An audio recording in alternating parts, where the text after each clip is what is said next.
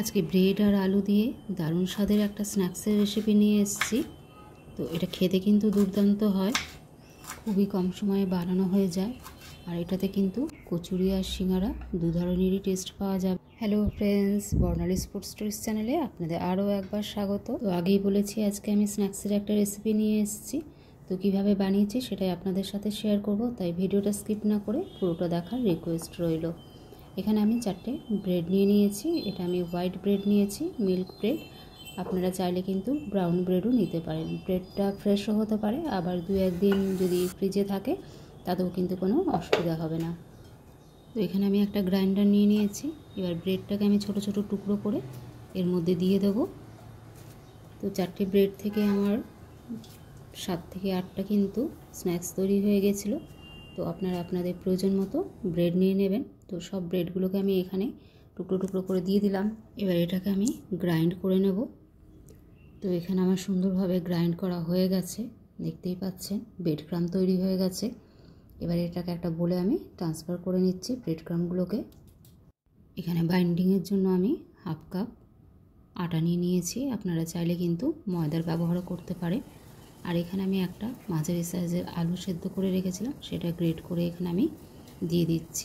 আলুটা কিন্তু পুরোপুরি ঠান্ডা হওয়ার পর গ্রেট করতে হবে।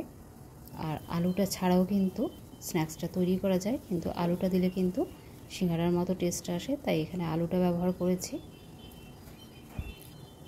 এখন 1 টিস্পুন এখানে আমি জোয়ান নিয়ে নিয়েছি। জোয়ানটা আমি 2 হাতের সাহায্যে ক্রাশ করে দিয়ে দিলাম। 1/2 টিস্পুনের কম লবণ অ্যাড করে নিলাম। তারপরে এটাকে কিন্তু প্রথমে একটু শুকনো মেখে নিতে হবে, যেহেতু আলু আছে ওই জন্য আগে শুকনো মেখে নিয়ে তাহলে বোঝা যাবে কতটা পরিমাণ আমার জল লাগবে।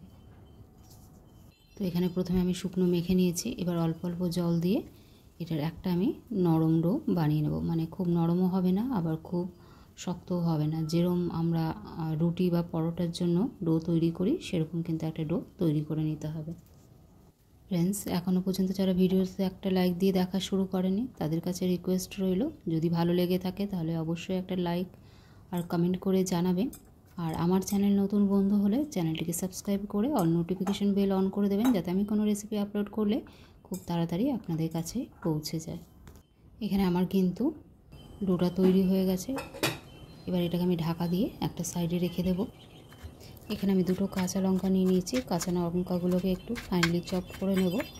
আর এখানে আমি 1 মুঠো ধনে পাতা নিয়ে নিয়েছি। ধনে পাতাটাও কিন্তু ফাইনলি চপ করে নেব। আপনারা চাইলে কিন্তু 2টোর পরিবর্তে 3টে বা 4টেও কাঁচা লঙ্কা ব্যবহার করে নিতে পারেন, ঝালটা যেরকম পছন্দ করবেন। আর এখানে ধনে পাতার পরিবর্তে কিন্তু কসুরি মেথি বা ফ্রেশ মেথিও ব্যবহার করতে পারেন।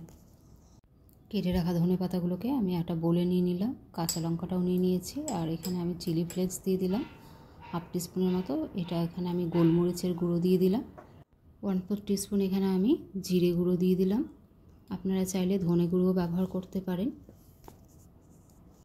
আর 1 টেবিল চামচ এখানে আমি চাট মশলা পাউডার দিয়ে দিলাম। আর আপনারা চাট মশলাও 1/2 টিস্পুন দিতে পারেন, আবার 1/2 টিস্পুন আমচুর পাউডারও অ্যাড করতে পারেন। আর এখানে সামান্য একটু আমি লবণ অ্যাড করে দিলাম। আর 1 টেবিল স্পুন গ্রেটেড আদা দিয়ে দিলাম।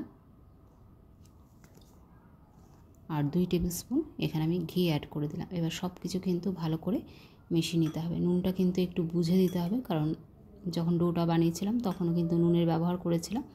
তো এটাকে ভালো করে আমি মিশিয়ে নিলাম সব কিছু। স্টাফিং রেডি হয়ে গেছে। এখন এটাকে আমি একটা সাইডে রেখে দেবো। এদিকে আমি যে ডোটা বানিয়েছিলাম সেটাও কিন্তু ভালোভাবে সেট হয়ে গেছে। তো এবার এটাকে আরেকবার আমি একটু মেখে নেব। ডোটা থেকে আমি সমান মাপে কতগুলো লেই বানিয়ে নিচ্ছি। তো লেটা আমি যেরকম রুটি বানাই সেইভাবে বানিয়ে নিচ্ছি। খুব বেশি বড়ও না, আবার খুব বেশি ছোটও না। তো সবগুলো বানানো হয়ে গেছে। এখন এটাকে বেলে নেওয়ার পালা। ডোটার মধ্যে আটা লাগিয়ে কিন্তু এভাবে বেলে নিতে হবে। খুব বেশি কিন্তু পাতলাও হবে না, আবার খুব বেশি কিন্তু মোটাও হবে না। তো দেখুন এইভাবে আমি বেলে নিয়েছি। এটা কিন্তু খুব বেশি মোটাও হয়নি, আবার খুব বেশি পাতলাও হয়নি। এবার ওপরের থেকে আমি 1 চামচ তেল দিয়ে দিলাম। তেলটা একটু স্প্রেড করে দিলাম।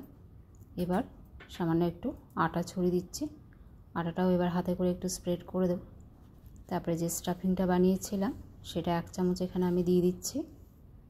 তো এটাকেও কিন্তু ভালো করে স্প্রেড করে দিতে হবে। তো চামচের সাহায্যে ঠিকঠাক হচ্ছে না, ওই জন্য আমি আবার হাতের সাহায্যে কিন্তু ভালো করে এটাকে স্প্রেড করে দিলাম।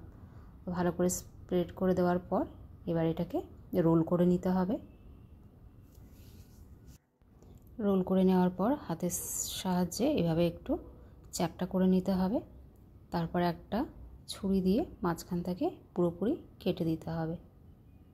খুবই সোজা আর খুব তাড়াতাড়ি কিন্তু হয়েও যায়। এবার মাঝখান থেকে কেটে দিয়েছি, আর দেখুন কতগুলো কিন্তু লেয়ার এসছে।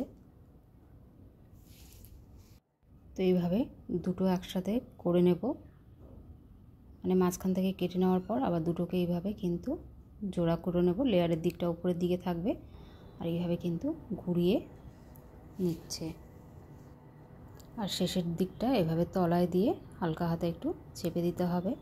তো এরমভাবে কিন্তু হালকা হাতে চেপে নেব। আমি এটাকে কিন্তু খুব পাতলা করব না, আপনারা যদি তাওয়াতে সেঁকেন তাহলে কিন্তু একটু পাতলা করে নেবেন। তো আমি এটা কড়াইতে ভেজে নেব, তাই এখানে আমি খুব বেশি পাতলা করব না। দেখুন একটা আমার রেডি হয়ে গেল। তো এইভাবে আমি সবগুলোকে বানিয়ে নিয়েছি। এবার যাব কড়াইয়ের দিকে। কড়াইয়ে কিছুটা তেল আমি গরম করতে দিয়ে দিয়েছিলাম। তেলটা গরম হয়ে গেছে, তারপরে গ্যাসের ফ্লেম মিডিয়ামে রেখে একে একে আমি এগুলোকে সব দিয়ে দিচ্ছি। এবার দুটো পিঠ কিন্তু হালকা লাল লাল করে ভেজে তুলে নেব। তো ওপর থেকে আমি এইভাবে কিন্তু একটু তেল ছড়িয়ে দিচ্ছি। গ্যাসের ফ্লেম কিন্তু হাই করা চলবে না, গ্যাসের ফ্লেম হাই করলে কিন্তু খুব তাড়াতাড়ি কালার চলে আসবে আর কিন্তু কাঁচা থেকে যাবে। তো এইভাবে আমি একটা পিঠ হয়ে গেলে উল্টে দেব। এখানে আমি কিন্তু উল্টে দিচ্ছি, উল্টো পিঠটা কিন্তু আমার হালকা কালার চলে এসছে। তো যে পিঠটা উল্টে দিলাম সেটাও কিন্তু হালকা করে একটু ভেজে নেব। এবার হালকা করে ভাজা হয়ে গেলে আমি এবার কিন্তু উঠিয়ে নিচ্ছি। দেখুন দুটো পিঠে কিন্তু আমার সুন্দর করে ভাজা হয়ে গেছে। এবার এগুলোকে আমি তেল থেকে উঠিয়ে নিচ্ছি। এগুলোকে উঠিয়ে নেওয়ার পর পরের ব্যাচটাও আমি ঠিক একইভাবে ভেজে নেব। তো এইভাবে কিন্তু অবশ্যই একবার বানিয়ে দেখবেন, দেখুন কতটা সুন্দর হয়েছে না, আর লেয়ার্সগুলোও কিন্তু খুব ভালোভাবে বোঝা যাচ্ছে। তো এটা কিন্তু চায়ের সাথেও খেতে দারুণ লাগে, আবার কিন্তু সস দিয়ে খেতেও দারুণ লাগে। তো খুবই কম সময়ে হয়ে যায় ঝটপট এরকম একটা স্ন্যাক্সের রেসিপি। একবার অবশ্যই বানিয়ে দেখবেন ফ্রেন্ডস। রেসিপিটা যদি বেশি ভালো লেগে থাকে অবশ্যই ফ্রেন্ডসের ফ্যামিলির মধ্যে শেয়ার করে দেবেন। সবাই ভালো থাকবেন, দেখা হচ্ছে পরের ভিডিওতে।